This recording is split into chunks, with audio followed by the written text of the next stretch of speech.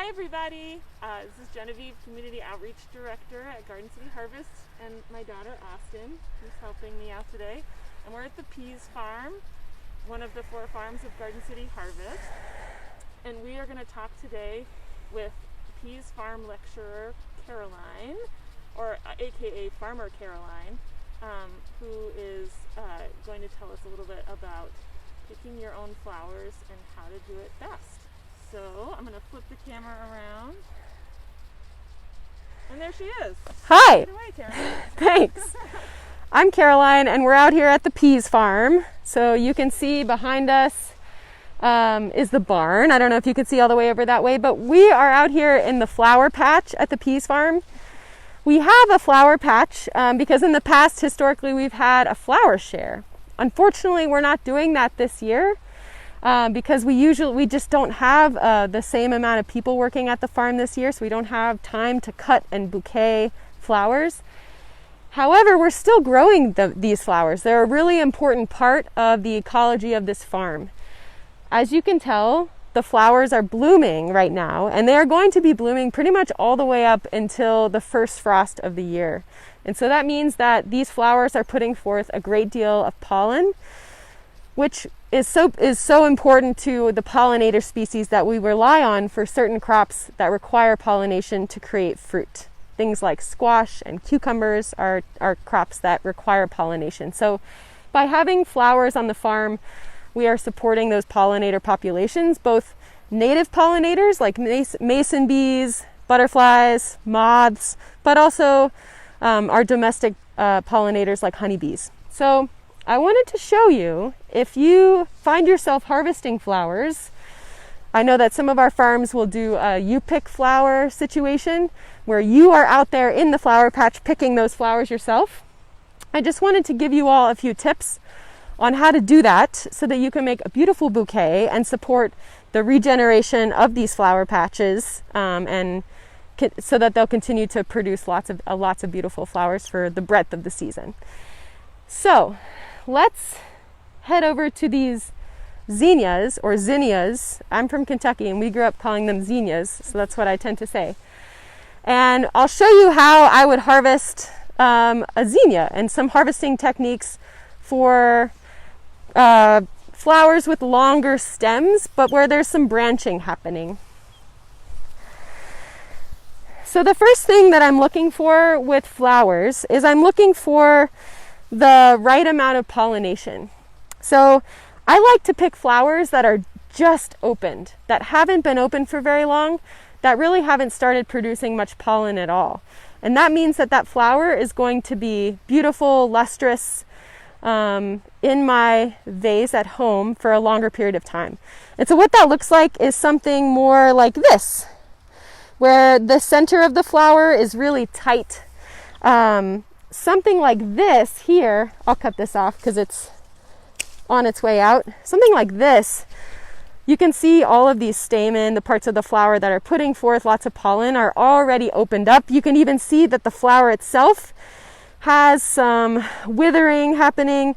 It's a little bit brown. So something like this, as beautiful as this like little yellow center is, I would leave that on the plant. And I would go for the flowers that are just opened. You could even get flowers that are just beginning to open, like this one. And that is going to open up in your vase at home really beautifully, and you'll get to watch that opening yourself. So I'm looking for flowers that are newly in fluorescence. So we've looked at what that looks like with zinnias. Another thing I'm doing when I'm picking flowers is I'm wanting to pick a pretty long stem so that I can make a taller bouquet usually. That can sometimes be a limiting factor. And when I'm picking these flowers, I usually try to pick in such a way that I'm supporting lots of new flower generation. So for example, with this Black-Eyed Susan, where I found one that I really like. It's beautiful. It's not too old. It's a younger flower.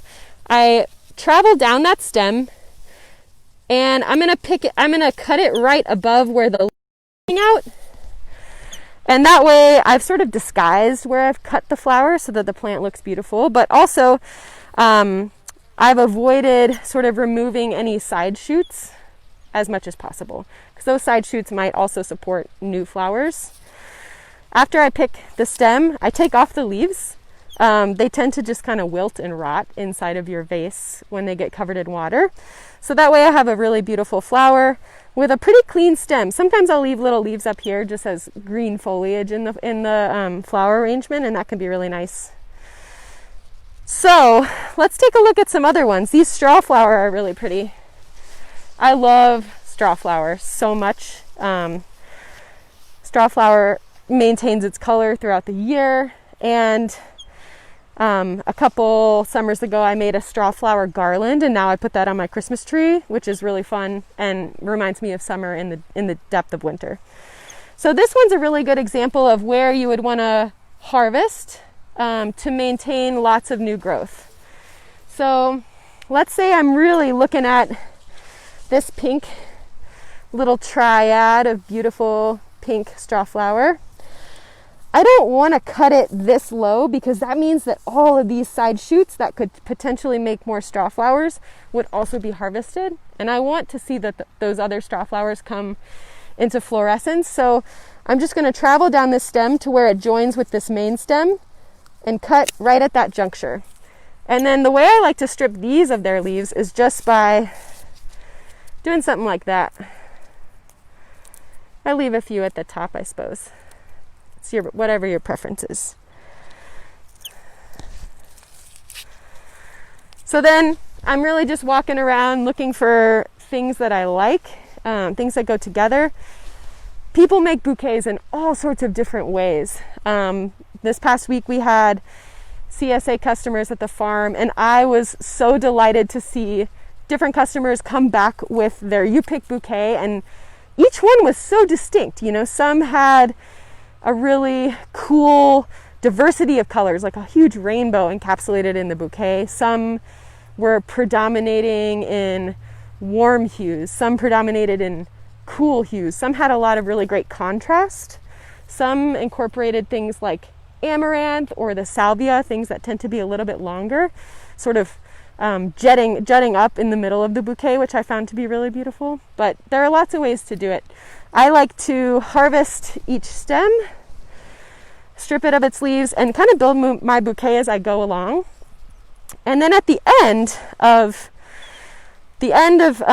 my harvest, when I have my bouquet finished, this is a really small one, but you can imagine if it were a lot bigger, I trim pretty much to the lowest stem so that all the stems are even. And I find that it makes it a ton easier at that point to put a rubber band around everything and hold it all together. Sometimes I'll put 2 rubber bands, like one low, and then I'll come up again with another one that's a little bit high to hold things together. But one is usually adequate. But I find that when I strip the leaves, when I build a bouquet really intentionally, and I cut those stems even, it just makes it easier to put that rubber band around, and then you can just take the rubber band off and plop it in your vase and you're ready to go. So that is some brief information about how to harvest for a really beautiful bouquet. Another tip that a florist once told me is that if you swap out your water, if your bouquet sits for like 2 days in the same water, it can be really helpful just to dump out that vase, put totally new water in, and that can really keep your flowers beautiful and fresh for a lot longer. Yeah, so those are some of the big tips that I can think of. Is there anything else that I should add, Genevieve? I think you're good. Cool. So if you enjoy this type of video, there are lots more farm and food videos on the CSA Posse Facebook page. And if you're interested in these videos, you can also check them out on the Garden City Harvest's YouTube page. So thanks a lot.